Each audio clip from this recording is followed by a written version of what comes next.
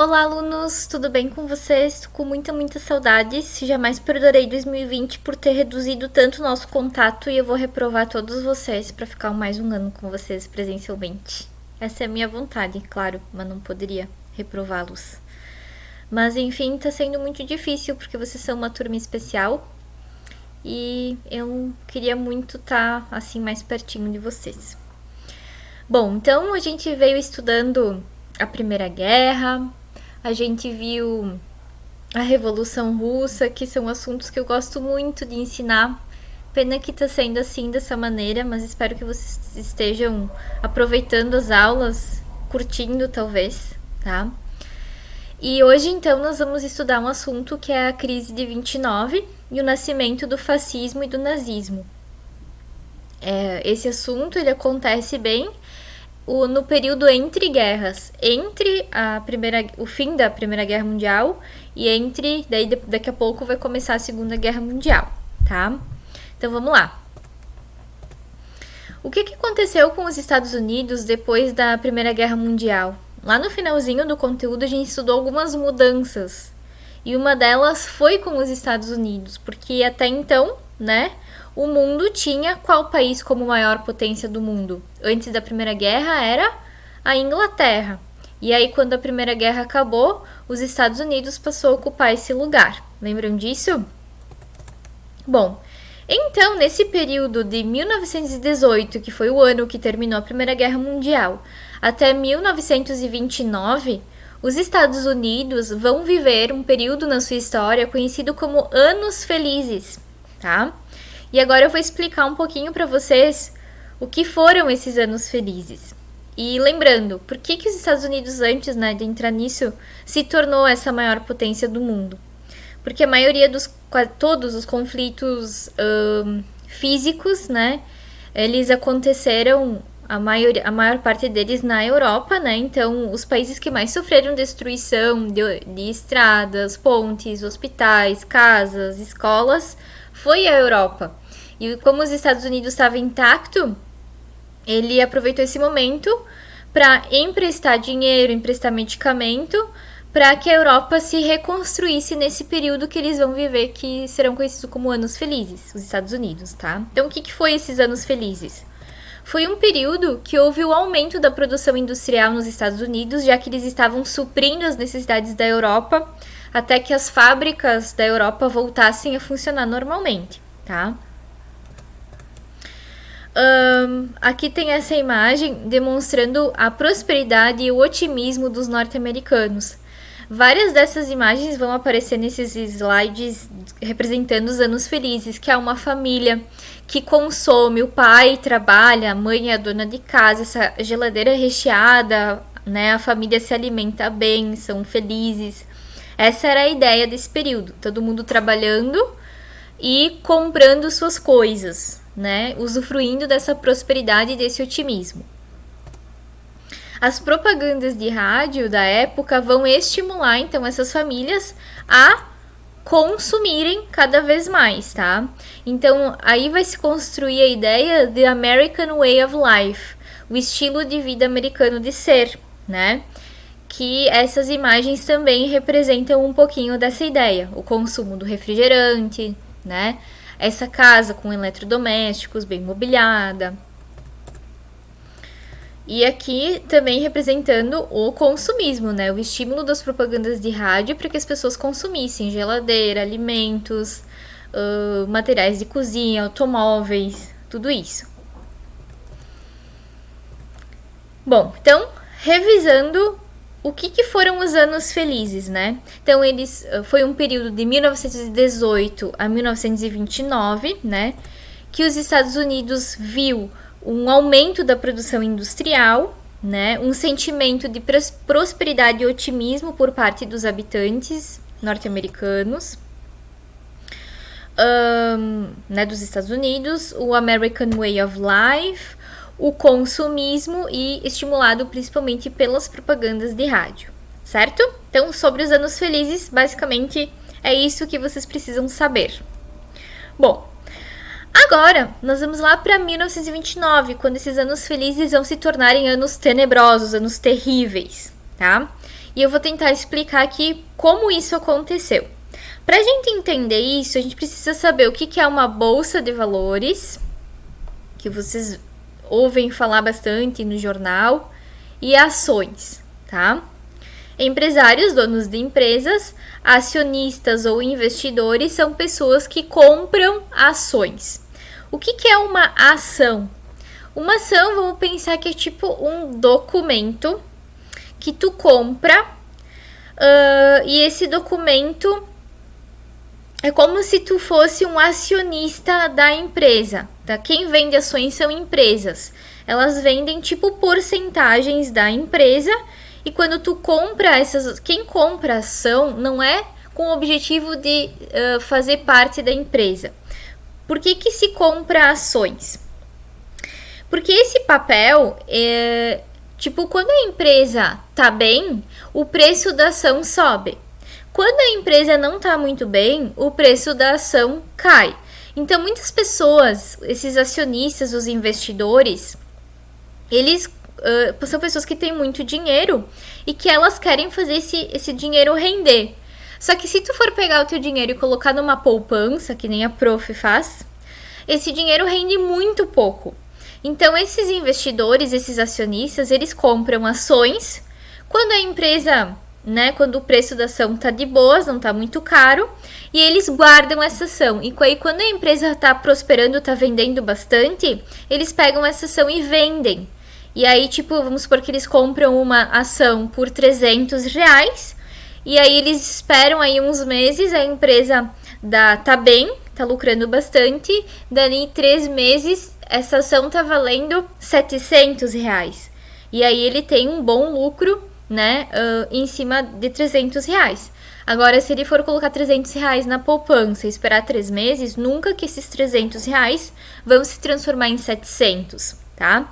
Então, a ação é uma forma de investir o teu dinheiro quando tu não é que nem eu, tipo, porque eu tenho medo de investir em ação porque eu tenho pouco dinheiro, né? E pode acontecer o contrário, é um investimento arriscado, que tu pode comprar por R$300, esperar 3 meses e a empresa não vai para frente, a empresa vai falir e aí tu perdeu R$300. Então é um investimento arriscado. Entenderam mais ou menos o que é uma ação? Espero que eu tenha ajudado e esclarecido isso. Bom, e a bolsa de valores é o mercado de ações. Quando tu quer comprar uma ação, tu vai lá na bolsa de valores e ali são apresentadas todas as ações que tem no mercado, tá? Então, entendido esses conceitos, o que é uma ação, o que é uma bolsa de valores, o que é um empresário, o que é um acionista, um investidor, nós vamos lá para os Estados Unidos de 1929 para ver o que aconteceu para dar a crise de 29. Vai ser uma crise econômica muito forte, uma das mais fortes que os Estados Unidos já sofreu na sua história, tá? Então, vamos lá.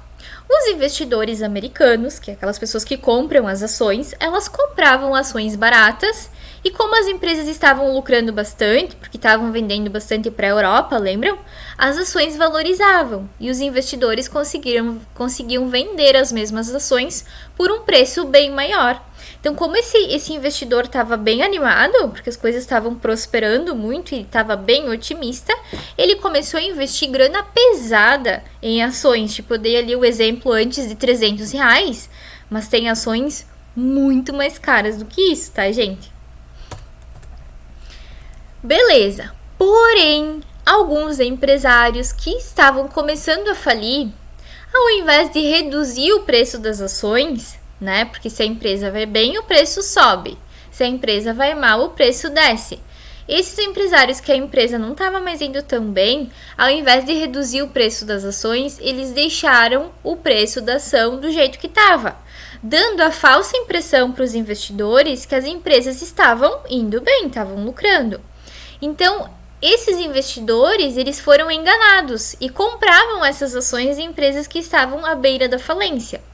Até que essas empresas faliram e os investidores não conseguiram mais vender as suas ações, né? Porque quem é que quer comprar uma ação de uma empresa falida? Ninguém. Então, todo o dinheiro que eles investiram em ações foi perdido. Isso levou à quebra da Bolsa de Valores de Nova York, que é um grande mercado de compra e venda de ações.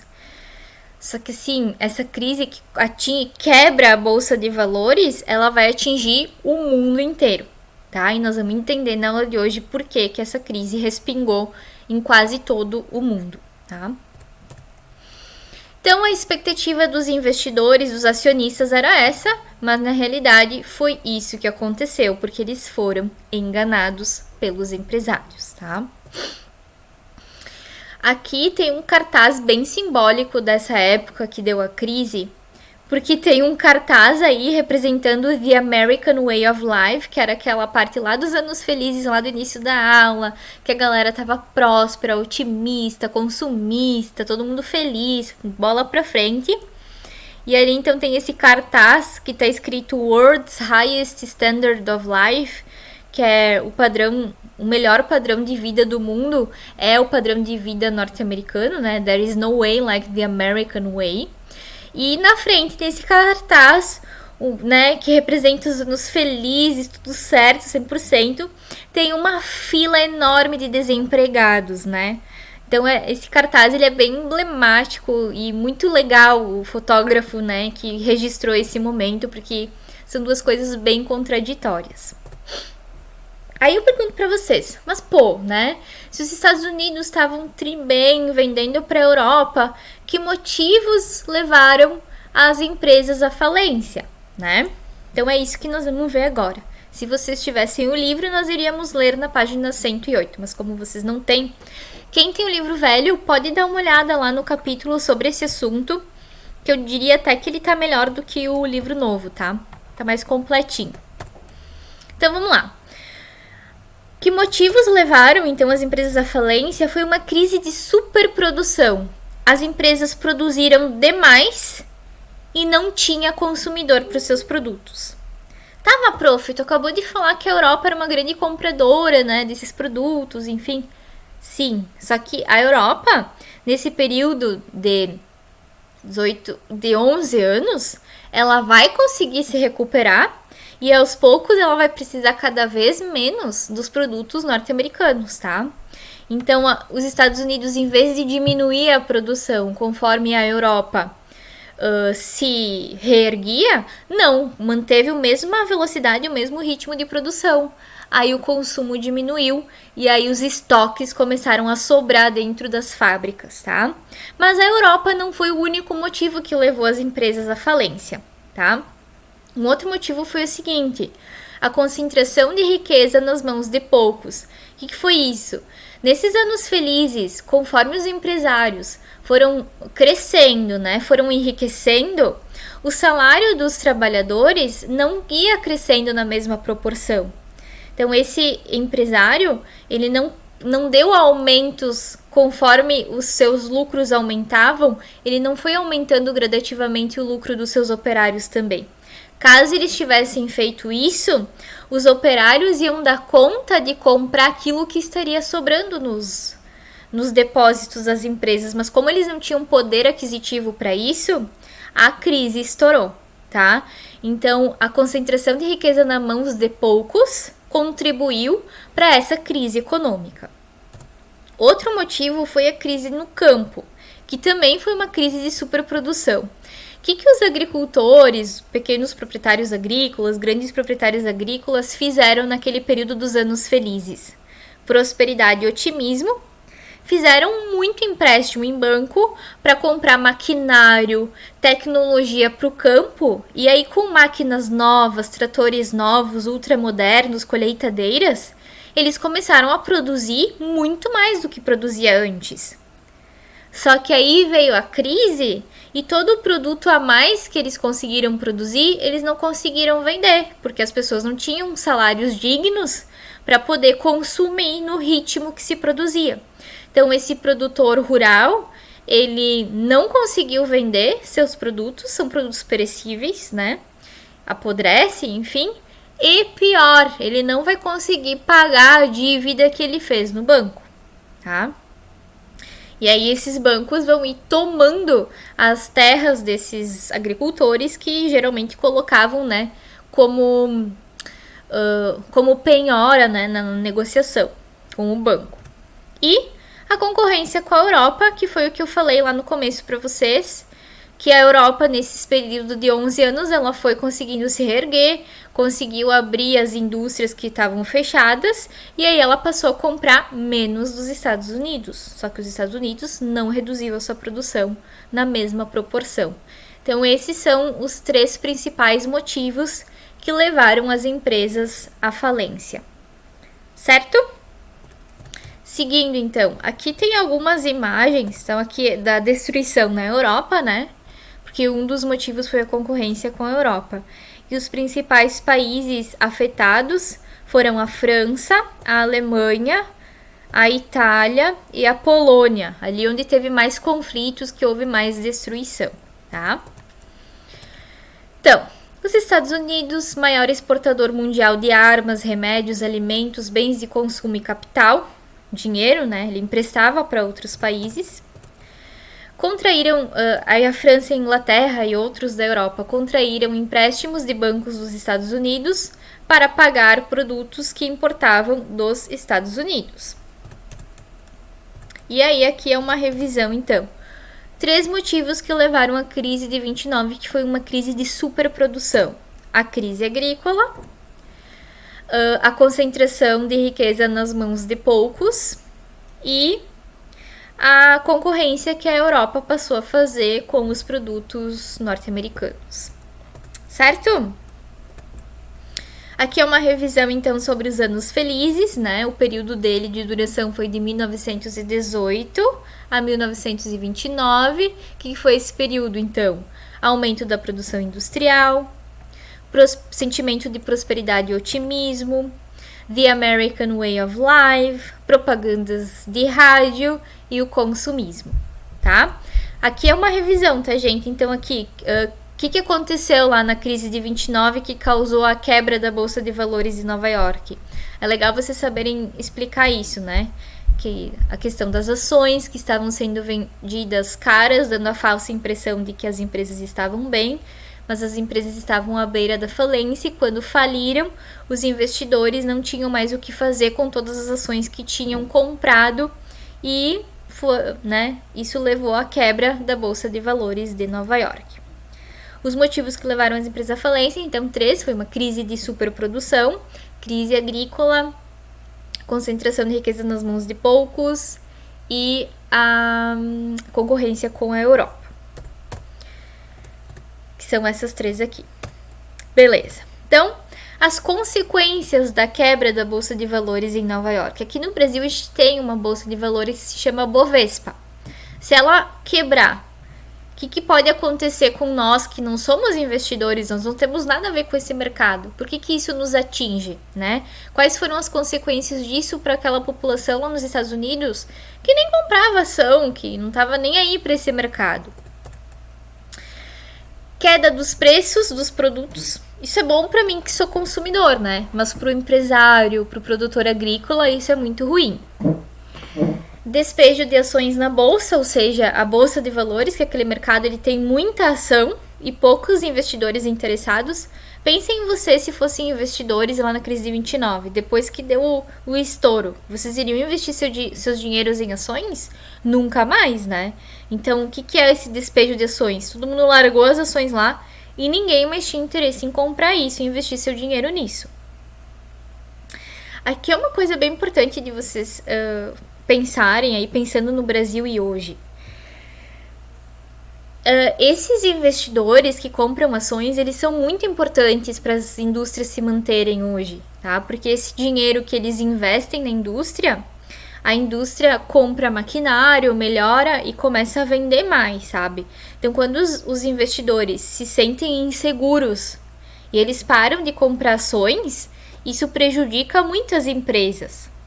E prejudicando as empresas é efeito cascata, né? Desemprego, miséria, e aí atinge todo mundo. Outra questão, muitos queriam vender e poucos queriam comprar ações, né? Então, como eu falei para vocês, vai ter falência de indústrias e desemprego, tá? Como solucionar esta crise? vai ter um candidato a presidente nos Estados Unidos que vai se eleger e ele vai bolar um plano para tirar os Estados Unidos dessa crise, tá? Esse presidente foi o Franklin Roosevelt. Ele pensou numa solução democrática para resolver esse problema e o nome do plano dele é New Deal, Novo Acordo, tá? Vamos ver agora o que esse plano dele previa para os Estados Unidos. Esse plano prevê a intervenção do Estado na economia. O Estado, então, agora ia fiscalizar as ações de bancos e indústrias, né? Porque o que aconteceu, na real, em 29? Não tinha nenhum funcionário do governo cuidando se o empresário estava colocando o preço justo sobre a ação, tá? Por isso que eles conseguiram enganar os acionistas.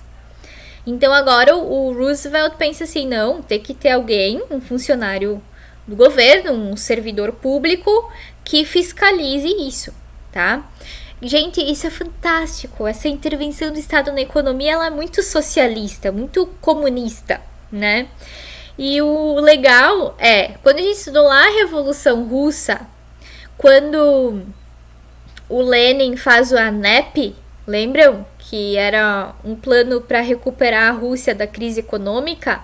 O que ele fez? Ele teve que abrir a Rússia para o capitalismo entrar, né? E aqui os Estados Unidos, numa crise econômica, o que ele faz? Que é um ícone do capitalismo, ele tem que incluir ações socialistas na sua economia. Isso é um tapa na cara pra gente, hoje, que tá essa polarização no Brasil, capitalista, socialista, esquerda, direita. Porque, assim, a gente não precisa tomar um lado. Eu acho que um diálogo entre as duas partes e uma mistura das duas é uma solução bem interessante para resolver nossos problemas. A gente não precisa ser extremista nesse ponto. A gente vê aspectos bons e ruins que tem dos dois lados e tenta, né, aprender com isso, né? A história tá aí para mostrar pra gente, olha, o capitalismo ilimitado que nem tava nos Estados Unidos, olha o que levou à crise de 29, né? O socialismo que estava lá na Rússia durante a Revolução levou a Rússia a uma crise econômica também. E os dois, para solucionarem suas crises, tiveram que deixar o sistema econômico opositor entrar, né, no seu país para resolver as coisas. Isso é brilhante, a história tá aí para nos ensinar isso, então não tem por que essa polarização hoje no Brasil. Bom, o Franklin também vai investir na construção de obras públicas para geração de empregos. Ele vai sugerir que os agricultores, como tinha essa crise de superprodução, deixem suas terras em repouso para diminuir a oferta de produtos, né?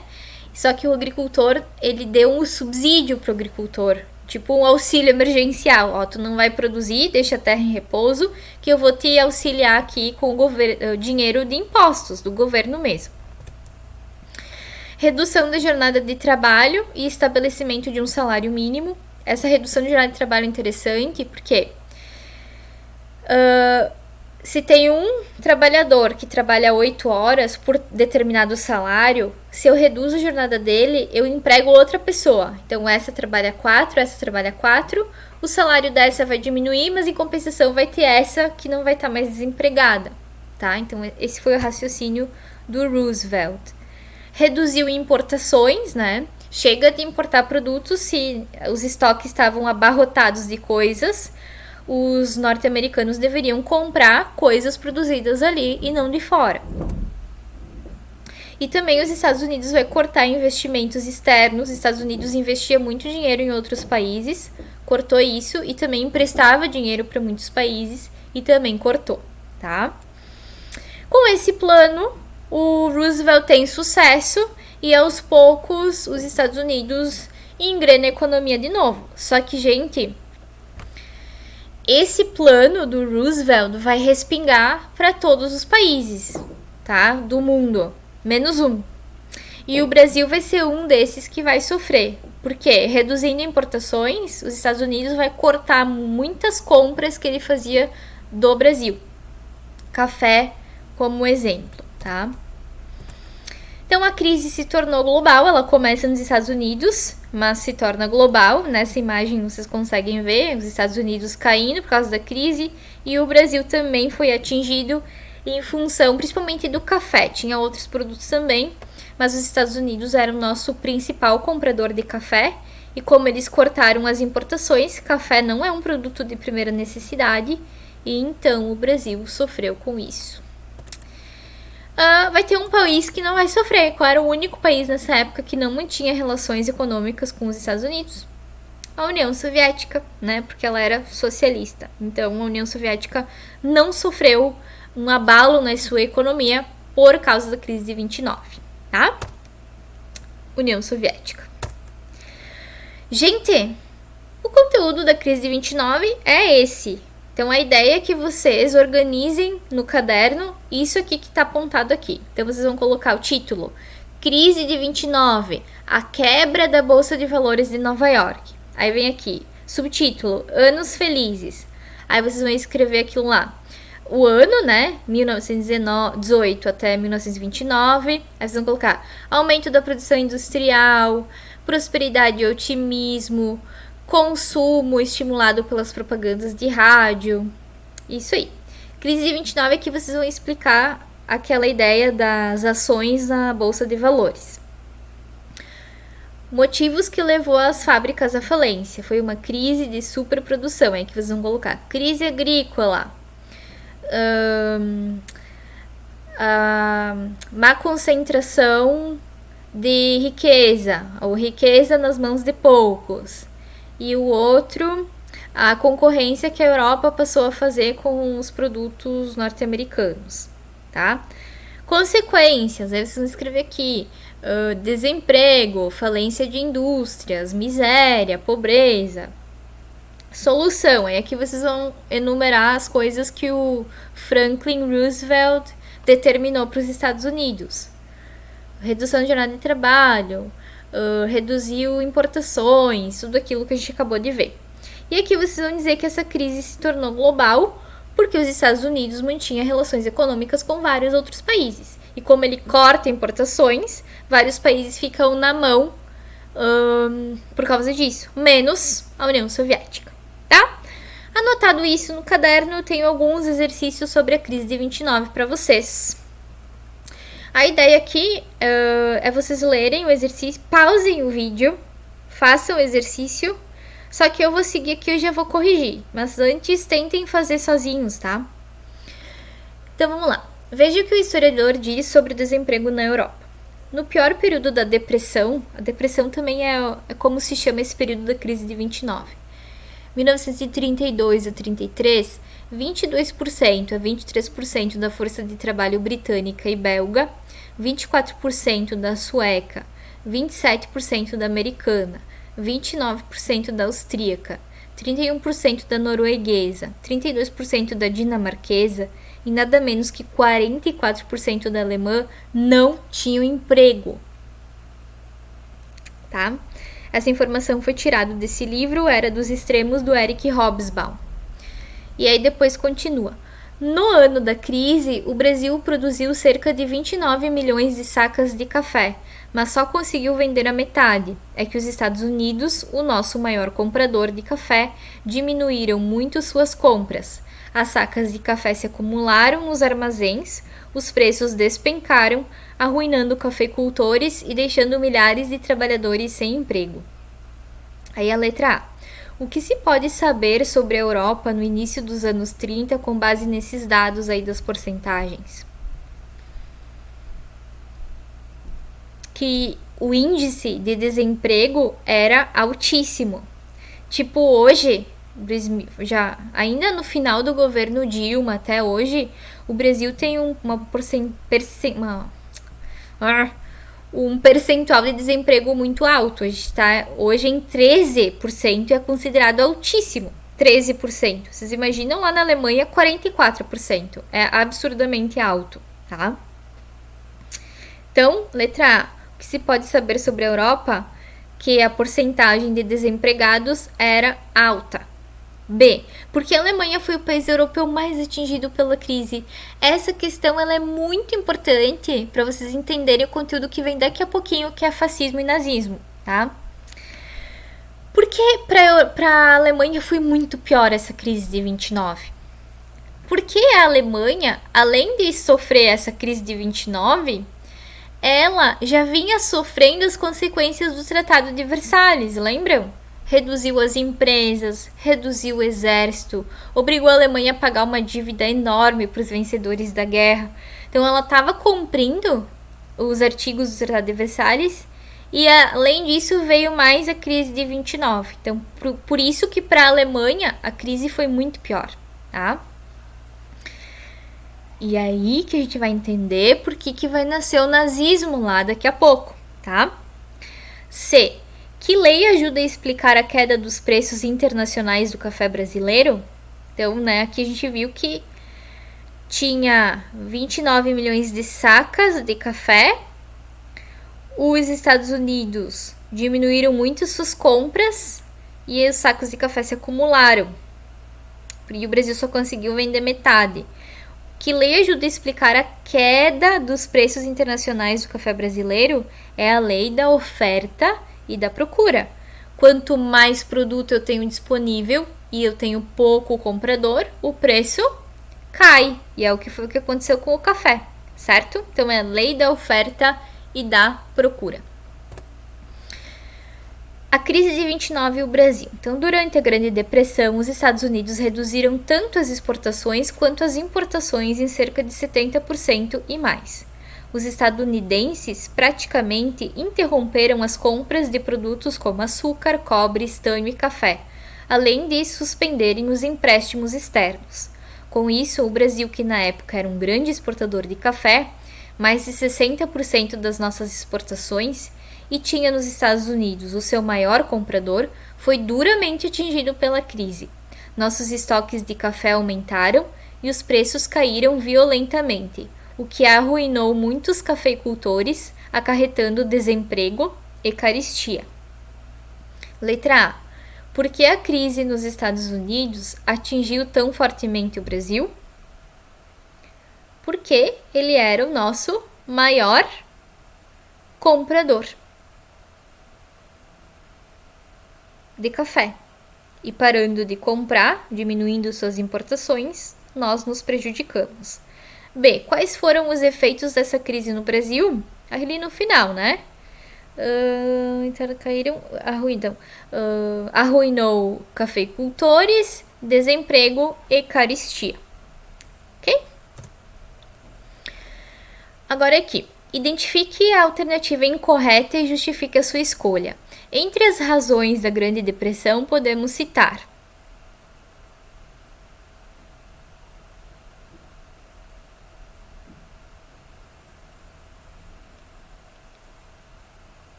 então, a única aqui que está errada é a letra A.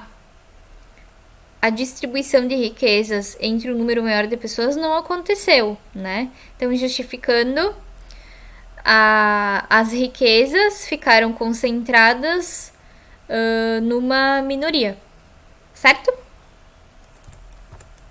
Muito bem.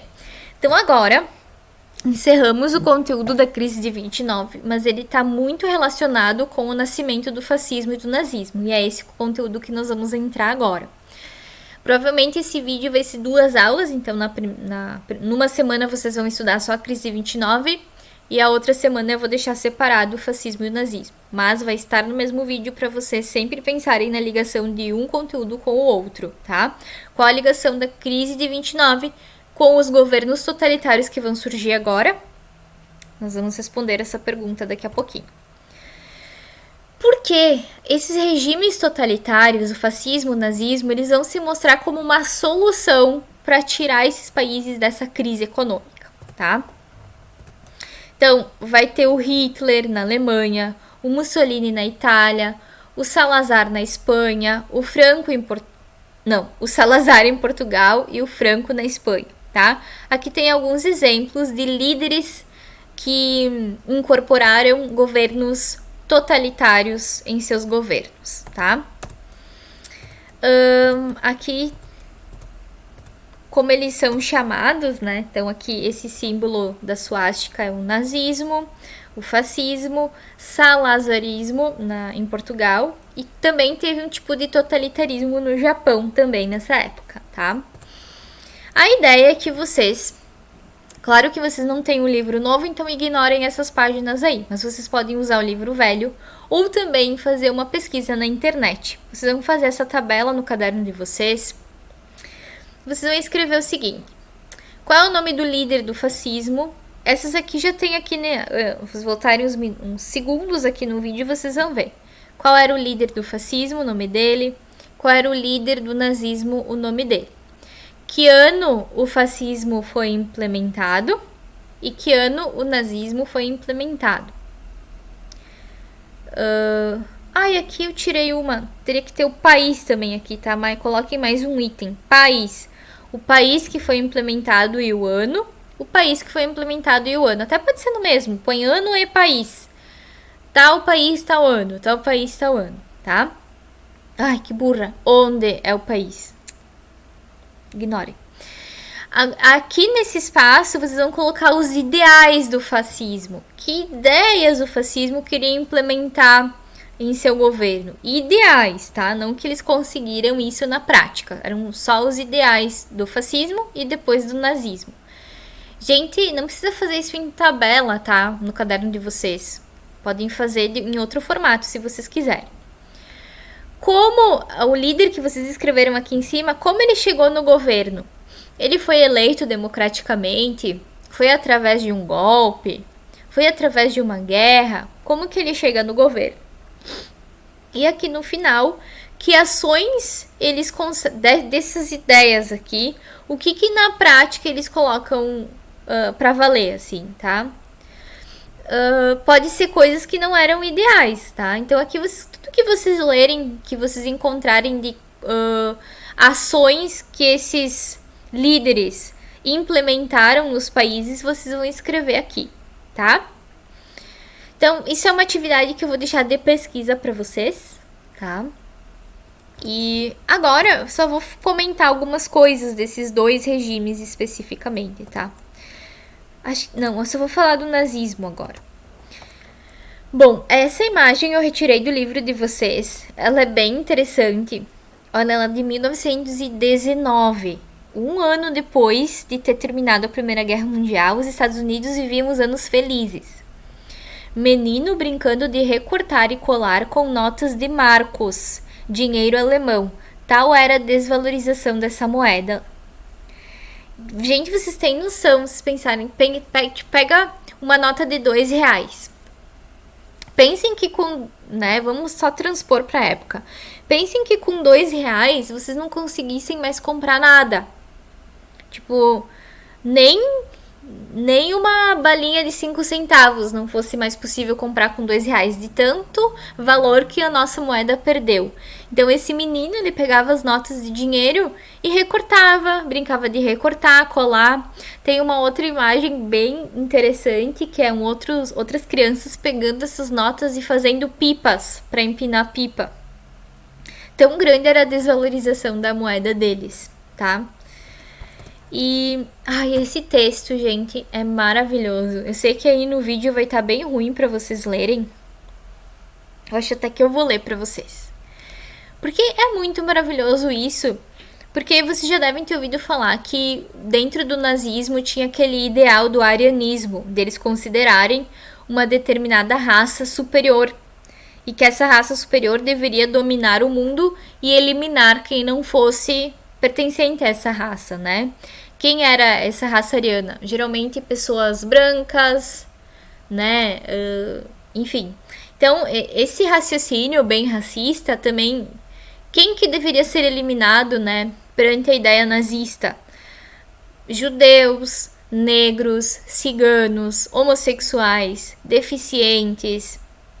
Todas essas pessoas deveriam ser eliminadas, né?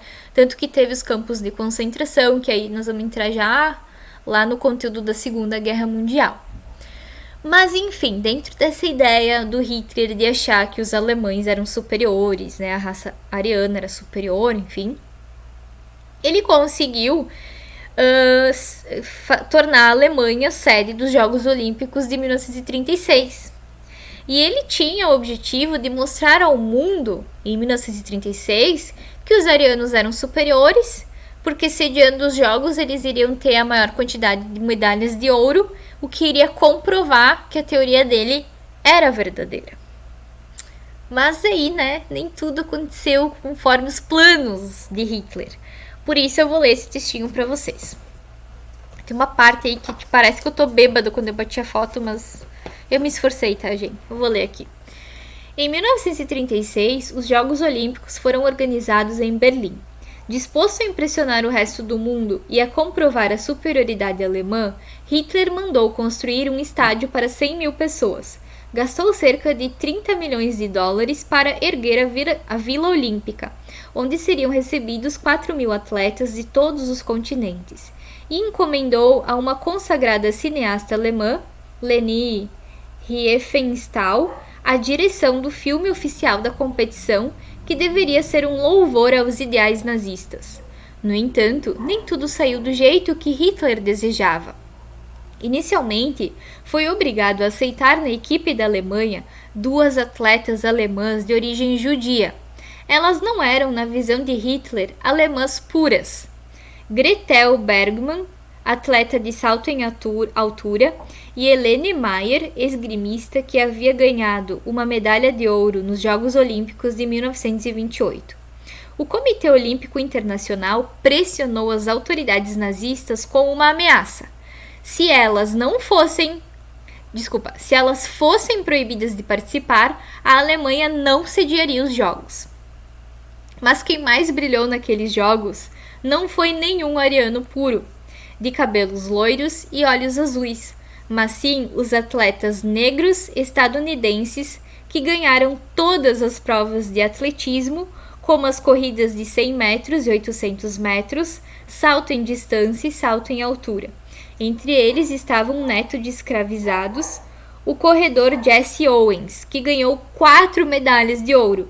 No salto em distância, atingiu 8,06 metros, recorde olímpico por 24 anos. Hitler estava presente no estádio, mas saiu antes que a prova de salto terminasse. A estrela da festa foi mesmo Jesse Owens, cuja vitória é até hoje lembrada como prova de que as ideias racistas de Hitler não tinham fundamento. Maravilhoso esse texto, né, gente? O Jesse Owens, ele aparece citado no filme A Menina que Roubava Livros. Acho que no livro também ele deve ser citado dessa maneira. No filme que eu assisti, tinham crianças que corriam e se intitulavam Jesse Owens, isso na Alemanha. E aí elas tinham que cuidar para não falar isso em voz alta perto dos soldados nazistas, para não serem repreendidas, né? Bom, esse texto é maravilhoso, só para vocês terem consciência, né, do que aconteceu naquela época. E também vocês bem sabem, né, o racismo ainda não temos mais regimes autoritários aqui na América, digamos. Mas o racismo, tipo, no Brasil não tem, nos Estados Unidos não tem, e o racismo continua aí, né? Ainda não superado. Bom, então sobre o fascismo e o nazismo, eu vou deixar 2 atividades. Uma é essa e a outra eu explico daqui a pouquinho. Avalie as afirmações a seguir e identifique quais delas representam ideias fascistas. O importante é que antes de fazer esse exercício, vocês façam essa tabela aqui, vai ser bem importante para vocês conseguirem fazer esse exercício, tá? Então, pausem o vídeo, primeiro façam a tabela, pausa o vídeo, lê esse exercício e aí que eu sigo com a correção, tá? 1. O grupo é prioritário e o indivíduo deve subordinar-se a ele. 2. A comunidade é vítima e qualquer ação sem limites legais ou morais contra seus inimigos é válida. 3. A democracia e o liberalismo são valores a ser apreciados. 4. A comunidade caminha sem necessidade de um chefe para conduzi-la. 5. Um povo pode dominar os demais, independentemente de lei humana ou divina. Então, dessas afirmações, qual delas representam ideias fascistas? A 1 é fascista, tipo, se eu, vamos supor, um grupo de alemães. Eu não me encaixo nesse grupo prioritário. Vamos pensar no Brasil, que também é muito diversificado. O brasileiro tem tais características. Daí eu sou uma descendente de japonesa no Brasil.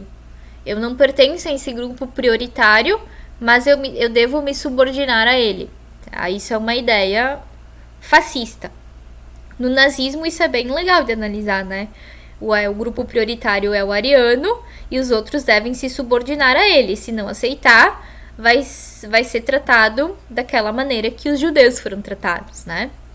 2. A comunidade é vítima e qualquer ação sem limites legais contra seus inimigos é válida. Também é fascista. No caso aqui, se a gente pensar na Alemanha também, a Alemanha se via vítima do Tratado de Versalhes, que ela realmente foi vítima, de fato, né? Só que daí ela passou a ter a ideia de que qualquer ação ilegal contra seus inimigos é válida, né? No caso de ter declarado guerra à Inglaterra, à França e aos judeus. 3, não é fascista. 4, não é fascista, porque dentro do fascismo sempre tem aquela ideia de um chefe supremo. A necessidade de um chefe supremo para conduzir aquela comunidade, né? Por isso que o Hitler é tão endeusado, por isso que o Mussolini foi tão endeusado e por isso que Pananã é tão endeusado hoje no Brasil, né? 5. Um povo pode dominar os demais. Aqui também ela é fascista, né? No sentido de dominar outros povos, né?